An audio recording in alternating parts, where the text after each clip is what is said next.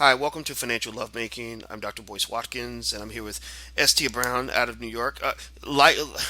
Lifestyle expert. Give me your title again. She, because now we've changed that you Yeah. because of, we're not going to mention the other title that we had before. So I don't want to mess it up. Give me your title. I'm just Tia Brown. How about that? S. Dot S Tia Brown. S. Tia Brown. Well, you know what? The name speaks for itself. That Right. right there says volumes. And That says volumes. and Okay, I'm happy to hear that. as I am a lifestyle expert and I'm a licensed therapist okay. and I'm a friend of Boyce Watkins. I There think we that's the go. most important thing. Need Friend and need need colleague. need we say any more? Need we say any more? He said. All right. As we say in the hood, we bout red finna get into it, Hmm, cause what hood is that? that that's the boys nerdy hood, Okay. but hey, I'm a proud member. We were reading about this really unfortunate story about the founder of Miss Jessie's hair care products, and I don't even have any hair, but I've heard of Miss Jessie's, and my daughter's big on hair care, and so she brought the story to my attention. Um, did you read that story by chance? Right. I did, and it was really sad. I think a lot of people are familiar with the brands. I think Miss Jessie's, which is owned by two sisters, Miko and TT Branch, kind of they were the leaders in the natural hair care market for hair care products that went mainstream, and they're women of color. So Hmm. people were very proud of their accomplishment. They turned it into a multi-million dollar business. And then at the end of 2014, unfortunately, TT Branch committed suicide. Hmm. So, this was shocking. She's 45 years old, widely admired for all of her accomplishments, but severely depressed as well, because we know, unfortunately, that's the only reason that people decide to take their lives.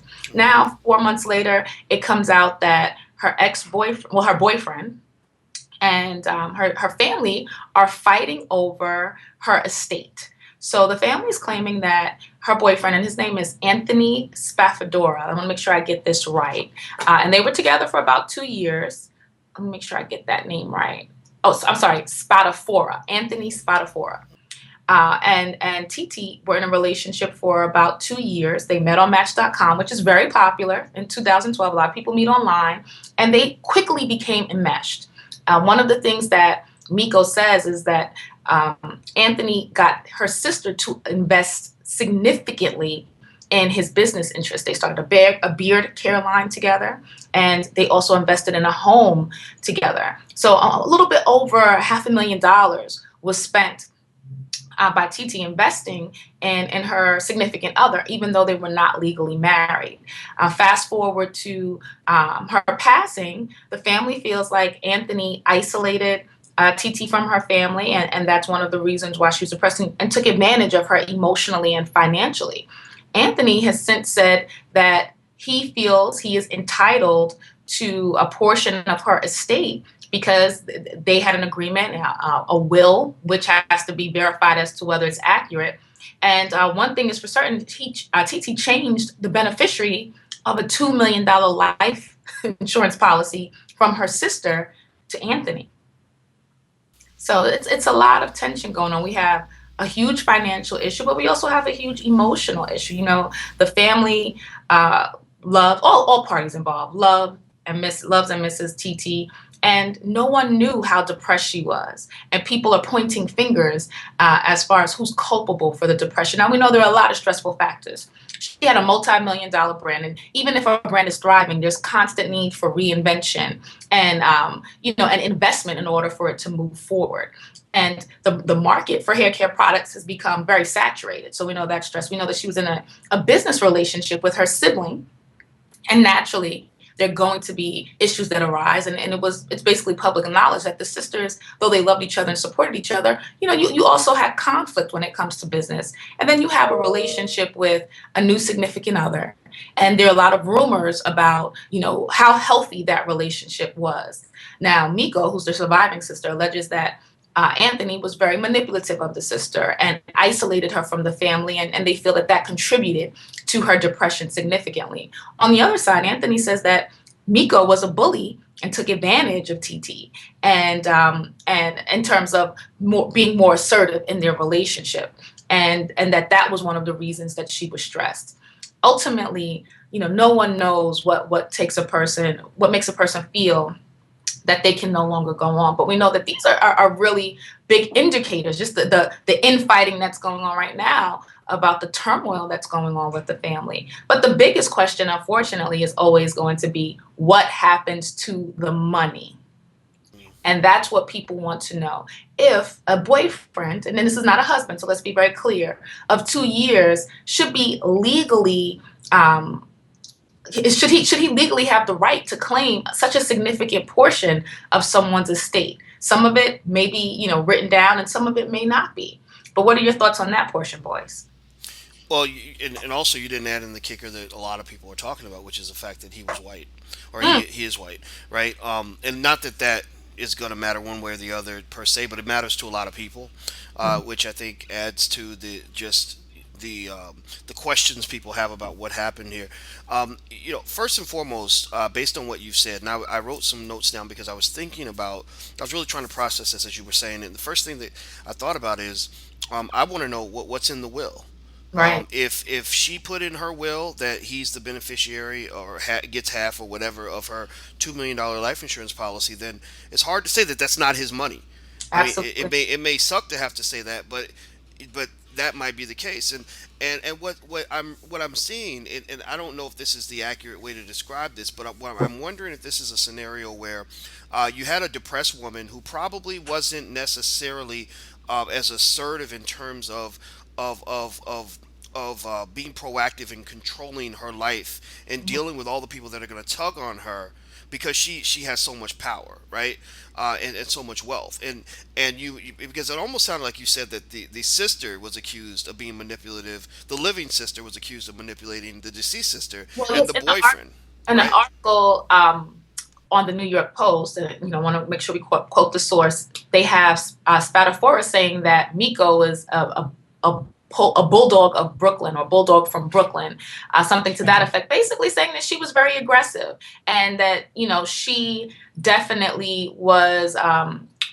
More assertive with the sister, and that was causing stress. Because the issue here now is really, okay, if this will exist and it's a real document, was it made under duress? Was it made under the right mental state for it to be legal?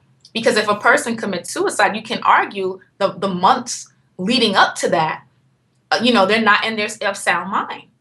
Right, right, and so what I'm saying is that based on what you're hearing, it definitely sounds like he say she say, right? Hmm. You've got this poor woman in the middle where she's got theoretically, based on the way it's being described, she's got the sister pulling her in one direction, the boyfriend pulling in the other, and so now the boyfriend and the living sister are clashing over these resources that were controlled by the sister who's now deceased, right? And in a way, it reminds me of another situation that I can think of where I know someone who's getting married, and she's really mad because she says, well, his relatives are trying to get him to do this. And I said to her, I said, but you're pretty bossy. So it sounds like you're trying to get him to do that. And you're just mad because they're trying to get him to do something different from what Right. you're trying to force him to do. And he's the one stuck in the middle. And really, I wanted to talk to him and say, dude, take control of your life. Get your What do people, you get want to get do? your relatives in order. Yeah, Right. get your people, as they say, right? And because you know, the thing is, when you have that kind of power, that kind of money, and I don't have nearly as much money as she's talking. I mean, I'm not flinging around $400,000, but I've got a little bit of money. And one of the things I found is that when you become that center person and you've got something that people want, you have to be clear with people, because if you don't, people will yank you and pull you and all kinds of things. So I think that the money thing in the isolation, it almost sounds like the sister's upset because the boyfriend had more influence over her than she did. But I think, and it's not to say that we want to disparage someone who has passed, because I think that what happened to her was so unfortunate. But I almost want to look at her in this situation and say it almost sounds like she may have let this get out of control. Because I don't understand. I mean, I wrote down the dates here, and you said that they met in 2012, Right. and she kills herself in 2014. So you're talking about a relationship less than 2 years old, and it probably Absolutely. it probably started falling apart at the 1.5 year mark. You don't know somebody well enough to be writing checks for $300,000 $400,000. I Absolutely. mean that's but don't get me wrong. It's not to it's It's not to not say it's impossible, but right. it's also questionable. Right. And, and It's definitely not a good move. it's It's absolutely, not and a then good move at all. one of the things that I want to stress, from a mental health perspective, it's so challenging when you mix business and other relationships. And this was done with any romantic relationship and then also the sibling relationship. And I think one of the key takeaways here is that you really have to put feelings over finances. And that doesn't mean that you make irrational financial decisions, but sometimes if you see a person is being stressed, unable to cope, if you're constantly arguing, you may have to say, let's take a step back and see what else we can do to make this work. So is there a third party maybe that we need to hire to handle finances, or to become a mediator, or to make sure several boxes are checked so both people feel like their needs are being met? Because unfortunately, when things continue to snowball, you do have a situation where someone or many people are extremely unhappy. And when I say unhappy and depression, I'm not saying that to minimize, but to minimize TT's um, what she was experiencing. But I have no doubt that if TT was this stressed, imagine the stress that Miko was going through, right? Because you have a business partner who, if she is depressed, withdrawing, isolating herself, possibly, not functioning and doing other, daily maintenance things. So you know that your sister is unraveling, and then you still have a business to maintain. So it's very important when you see these warning signs to be proactive and try to be solutions based as early on as possible. And you said a really important thing, I think, earlier on about the will. You know, the will is the will. If TT ultimately decided to change her mind, at some point, and even if she didn't, think that this would be like the end of her life, which most people, you don't say, okay, I'm going to pass away tomorrow. And she made decisions a few weeks, a few months earlier, she had the right to do that. So unfortunately, the only thing that we can wait and see is whether or not we think it's fair that Spatafor will benefit off of the life work of Miko and Titi for, maybe 24 months of being in their lives. It's really going to be up to the court to decide what is legal, and what was done not under duress or other, circumstances that aren't normal. Well, that's why I tend to side with Miko on this. Is that we don't know exactly what happened in this relationship, but we do know who built this company, and it wasn't this Spafadora guy, whatever his name is, Spatafora. Spatafora. He didn't build Jack. I mean, if anything, he was a welfare recipient that received tremendous financial benefit from the work that other people had done long before he entered that relationship. And you can even ask, would you have been as interested in dating this 45-year-old woman if she were not a millionaire when you met her? Now, so I think that has to be laid on the table. But what's also interesting to me is I really wish I understand suicide. You can't imagine the mindset you have to be in to want to Absolutely. take your own life. I mean, God bless this poor woman. But you have to wonder to yourself. It wasn't like she died suddenly or unexpectedly. She knew when she was going to die, or at least it sounds like it. Assuming that you're committing suicide with the intention of actually killing yourself, why not change that will before you die? Why die leaving half of your assets to the man? If Spatafora was the cause of her demise, why leave half of your estate to the person that's causing you to go to Most kill definitely. yourself? Well, You see what I mean? a That's what's so person sad to me. when a person is unraveling, they're not always thinking logically. So we can't say that finances were on the forefront of her mind and she's That's going true. through this severe emotional distress and duress. And also, again, it's up to the courts to determine whether or not, these documents were created legally. Right. And they were legally hers, because we don't know if this is something that he did or something someone else did. And then, just to play devil's advocate, I'd like to bring up this point. I'm a woman, and I definitely want what's mine, but I feel like it's very interesting that society perceives things differently when a woman is the person who has the money versus a guy. And this is a point that you would normally bring up, boys. But I do think it's interesting that, there's a lot more talk about who's do what. And I think some of it is because, you have these women, specifically women of color, who've built something, and now this man is saying that he's entitled to it. And, I was watching the Real Housewives of New York. I love reality shows. And this was a similar kind of storyline with Bethany Frankel. She was crying and boohooing. She was on the show. She built the skinny girl empire, and then her husband, got a large portion of her estate. I was like, well, this is what happens when you're wealthy, and it's no longer just about the man being wealthy. So I think it's really important for all people to make sure that you're writing down how you want to bequeath things, and if you are in business with someone, whether it's a sibling, a friend, to make sure that that separation of assets is very clear. Because the other thing I can imagine Miko is stressed about is like, now am I running a business with Spadafora, or do I have to give him half of all of the assets for the things that I continue to do? For the next, upcoming years, does he get to say we're selling this brand, or we're turning it into a franchise? So there's so many things, so many variables, and whether you're a man or woman, if you are a multimillionaire, if you are a person of wealth, people will come after you. So protect yourself.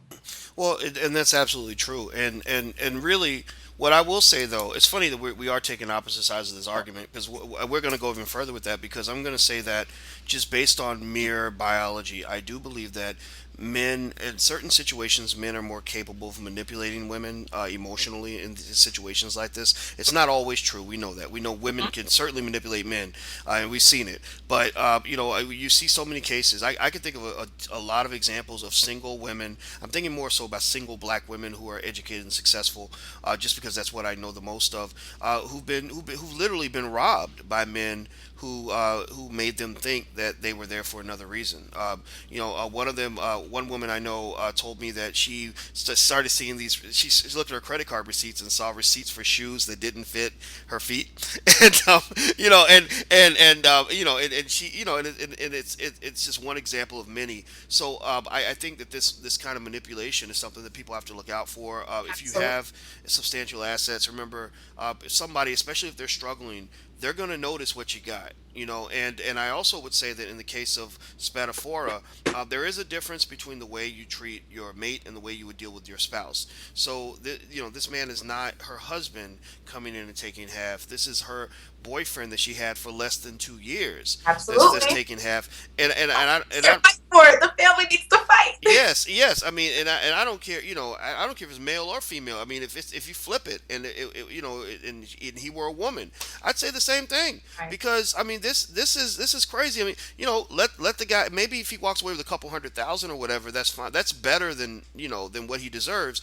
But half. I mean, and to Well, have well, to have this you man said be a partner in the family 100,000. business. Let me say this. According to sources, Branch already invested 420K in renovating a home in Pennsylvania for Spatafora, uh, and $135,000 in a beard care line that they collaborated on. So a lot of people would say that this is already a significant show of support. But one of the things you said earlier, I wanted to expand on, and I know we're going to go on this topic, but I think that we have to be mindful in terms of when we're looking for mates, how we deal with the level of support and loyalty that we're showing to people in order to say, we want to be together. And you mentioned he was a boyfriend, not a husband. And I think specifically women, and this is not just Black women. I think all women who are mature, established in their career, you want a companion, right? So you're looking like, okay,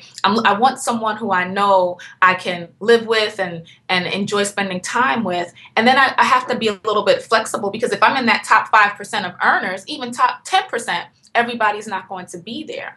But I challenge women to be very careful, when you are financially accomplished, to not try to overcompensate and over support, and kind of mess up the role that you really want to play in a relationship. Meaning, if you want someone who's going to be a partner, you cannot coddle them, baby them, nurture them financially in a way that is not conducive to building a partnership. And if you're going to invest in a business with someone, make sure you get it again all in writing. because you can't have someone who on one hand is your boyfriend or your significant other, and on the other hand, there's an imbalance because you're holding all the purse strings. So just be very mindful. I don't think that women get into, or people in general get into this just because of color. Again, I have to bring up Bethany Frankel, had this huge empire, a lily white woman, but in the same kind of situation because she had a certain level of ambition that she was able to actualize by a certain point in her life. And then, we saw this play out on her reality show. She was trying to get her husband, to come up to this level, and while he's trying to figure out where he is. But ultimately, whoever earns more money is the provider. And if you want a person to be, and we get very nervous about saying like these different gender roles, but some women do want a man to exercise a certain level of leadership in the relationship, whatever that balance becomes. If you are the financial leader and you're trying to do things to help a person get there, sometimes it's not always beneficial for you. So you really have to be very careful in how you exercise your accomplishment, how you exercise your resources when you're building a romantic relationship. I got a question. Mhm. This house that she invested $400,000 in, was this a house just for him, or was this a house for both of them? I think that makes a difference. It really So does. I'm not sure if whether it was his house, meaning solely in his name, or if Hmm. it was both of their homes. It's referenced in the story as being his, but I don't know what's on the deed. And in Right. addition, it's referenced in the article that she had an apartment in Manhattan. Now we know people who, have resources. Sometimes they have multiple residences. So it might be both of theirs, it might be his, but we do know, most of her business was conducted in the city. So, Mm. Well, she was working for him. yeah, that's true, but still, I mean, I think that's important because I think that obviously Miko is going to paint things in a certain way, and and I definitely would be interested in hearing his portrayal of things as Mhm. well, because the other thing too is even with this beard company, which I think is very strange. I went to the website for the beard company that he created, and it just seems kind of weird, but I don't know. It doesn't look like something that would make money, but then again, I have no swag at all, so maybe that's why I don't get it. But But beard care is one of those things that like they're looking at markets in terms of where grooming products can expand, and there have been a more lines with those kind of things. Now, whether this one will be financially viable, we can't speak to. But I'm not going to say I haven't heard of like more of these lines popping up. well, I guess the reason I asked that is because once again with the beard care company, if this was a joint venture between the two of them, that's very different from from the story that she gave him $100,000+ to create his own business or to build his dream, right? So I'd So be curious to know if they own this together or if it's just his thing. So the New York Post listed as the following: in 2 years, Spatafora managed to extract thousands of dollars from TT to launch his own beard care business, $420,000 to buy and renovate a house in Pennsylvania, and a $135,000 interest-free loan. So there's no indication as to whether or not these would ultimately be his or theirs, or if there was some type of, a trajectory for buyout later. It's not clear, but I still think regardless of whether it's theirs or his, this is a huge investment to make in any person or with any person, especially if there's not some level of parity in the finances, right? So if you're giving $135,000 for a loan, $420,000 to renovate a home, even if it's ours, this is a significant portion of your wealth. Yeah, So, so, absolutely. I mean, I mean, I that's was. that's a cause for concern, saying, okay, why are you giving $700,000? And again, this finite period of time, we're renovating a home together, and it's 2 years total for the length of the relationship. For $500,000, it's a huge investment. Yeah, I was wondering. I was thinking, oh my gosh, there must be a whole lot of money in that business because that's a lot of that's those are some pretty big checks to write for somebody you've known for less than 2 years. Absolutely. So I think we can agree that those were probably not the best decisions. And it almost sounds, if it's true that he did threaten her when she tried to leave or extort her in some way, then that's a reminder of being careful who you trust. But also remember that we are hearing Miko's side of the story, and it's very easy to paint a picture of a woman being victimized by a man who was manipulating her, cheating on her, threatening her. And the thing is, we don't know if that's exactly what happened in this relationship. But we Absolutely. do know she was experiencing some kind of distress because she took her own life, and that's, to me, that's the saddest part of it all, even beyond the Absolutely. money. That's what hurts me the most. So this was an interesting conversation. It is. And I just want to end on, if you are a family member, a friend of someone who you feel is in a relationship that's unhealthy, it's not the time to take a hard stance, because isolation is really what makes depression grow, and it also gives the other person that you feel might be manipulative more power. So that's the if you feel a person is in an unhealthy situation, that's the time when you try to get closer, where you practice active listening, where you're not always giving your opinion, you're just giving your presence and letting them know that they're loved unconditionally and that they're resources for support.